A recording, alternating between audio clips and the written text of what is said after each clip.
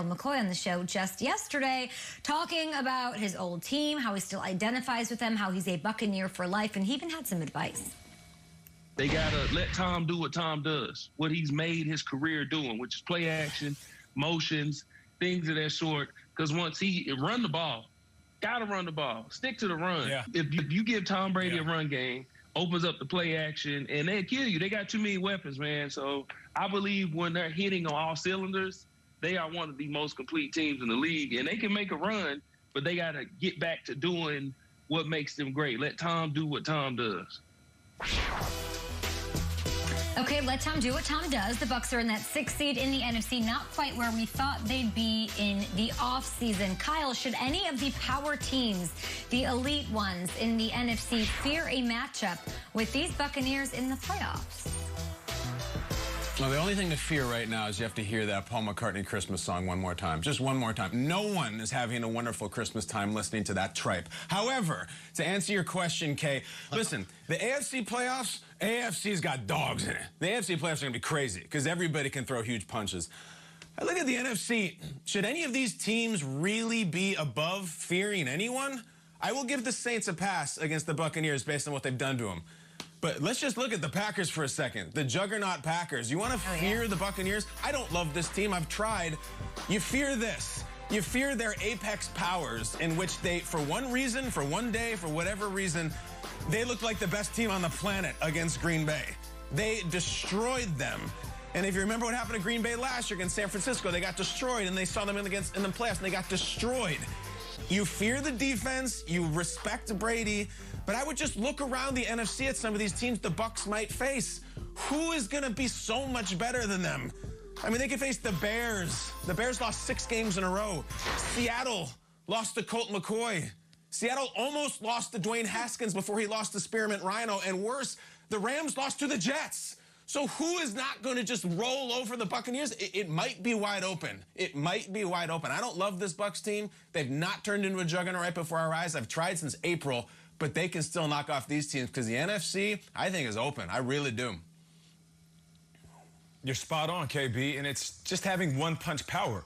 And they do have that. And listen, one-punch power doesn't come in the form of a running game all of the time. Maybe it comes in the form of what happens after the running game gets going. It's just like Gerald McCoy said, if they can run the ball, they can throw the ball. And some of the passes that we've seen this year, some of those deep shots downfield have come off of the running game. When you look at Tom Brady, especially this one, this was a surprising shot down the field to Antonio Brown, who struggled to find his rhythm with this offense. But you see guys like that starting to make plays. Of course, we know when Mike Evans gets going, Chris Godwin, and the big tight ends. If these guys can catch the balls downfield, oh, and shout out to Scotty Miller, that's what's going to help this team. Forget about Tom Brady just nickel and diming and working in between the numbers and keeping everything intermediate.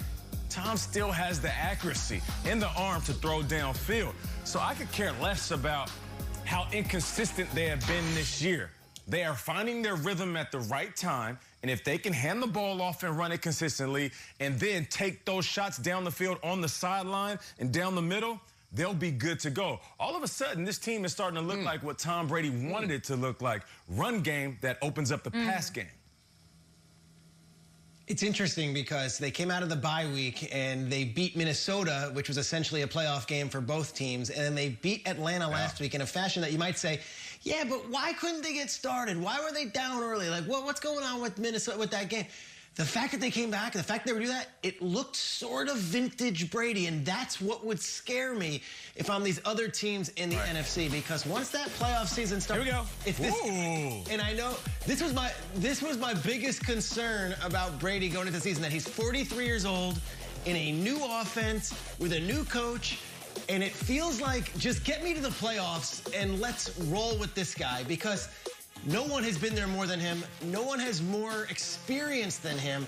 And I feel like if it's a wide open NFC, and Kyle, to your point, when you wax the Packers, but then on the back end, you lose to the Rams in the regular season, you lose to the Saints twice, and of course you lost to the Bears on a Thursday night where Khalil Mack was just absolutely destroying your entire offensive line.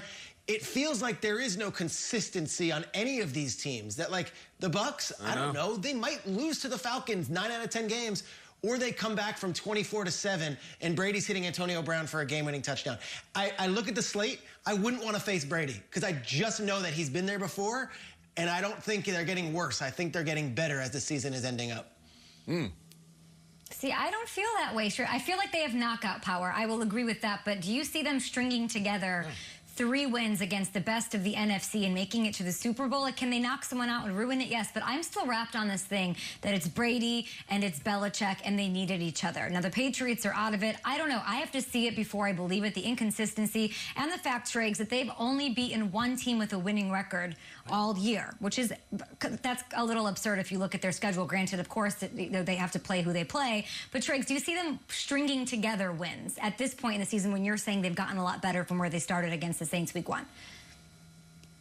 Well, look, I mean, that second half last week could have been the catalyst they needed. We've waited 4 months for it, but suddenly they were lights out. And Antonio Brown was catching screen passes and going, and then the deep pass to Brown. Like, to me, it's who's ascending going into the playoffs. Look at their record right now. They're 1 game back of the Saints. You know, it's not like they're an 8-8 team. So to me, I think that the Buccaneers are a squad with Brady, with Gronk, with all those guys that I don't necessarily want to see. I wouldn't want to see Brady across the way in the playoffs. They're not consistent, but you are, Peter. We're showing David Patton and Leonard Little at 7:06 a.m. Eastern. Peter, you're beautiful. But to answer that question, too, the follow-up, like, it's the fear factor, right? Are you actually afraid of them? Are you afraid of them like eating hissing cockroaches on NBC with Joe Rogan? No, and yet every once in a while, and I don't mean months ago against the Packers, last week, what Devin White was doing, are you kidding me? Do you want to face that defense? They just unleashed hell out of nowhere. And it's like you said, knockout power, but I also think it's more than that. I think it's just a big right hand. They don't always throw it, but I would take that one-punch power over some of these. Let's be honest. Some of these playoffs teams, the NFC, are not great. They just punched their ticket. They're going to get in. They're not playing terribly well, but they're in.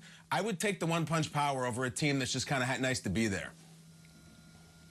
And Kyle, some of these playoff teams are going to freeze up like deers in the headlights. As soon as they get there, all this hype we've seen all season long, they're not going to have it in the playoffs. And let me be very clear. I think we all understand this as well.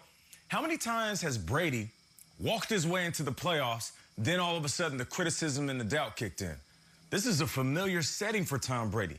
Every single year it was something, whether it was his age, his coaching staff, coaches leaving, a guy being hurt, a superstar being down, it didn't matter. Brady loves this. So if you continue to criticize him and doubt him, he's going to use this as fuel. And don't be surprised if we're all watching a Super Bowl in Tampa and Mr. Tom Brady, or shall I say Tampa Brady. Whoa. Wow, Burleson. At GMFB, yesterday, Mike Garafolo, Kyle renamed our show Good Morning Strip Club. You just dropped a Spearmint Rhino reference at 7 in the morning Eastern, 4 in the morning out on the West Coast. So let's talk Strip me of my captaincy. Tom Pelissero, our NFL Network insider here. We talked, Tom, about Dwayne Haskins without a mask at a strip club after their loss to the Seahawks. What is the latest with the Washington QB sitch? Okay, the Washington football team fined Dwayne Haskins $40,000 and stripped him of his captaincy after those unmasked photos with strippers surfaced on social media following last week's loss to the Seahawks. This is at least the second time that Haskins has been disciplined this season for violating COVID protocols. He also was fined a couple of months ago for bringing an unauthorized visitor into a hotel. But Haskins was on the field for practice yesterday after Washington worked with the league. He's continued to test negative for COVID-19. And Coach Ron Rivera said that if Alex Smith can't go against the Panthers, it would be Haskins in the starting lineup for a big game as Washington continues to try to make a playoff push. As for Smith, he was officially listed as limited in practice as he continues to try to come back from that calf strain. And one other important note, Haskins apologized and clarified he was not in a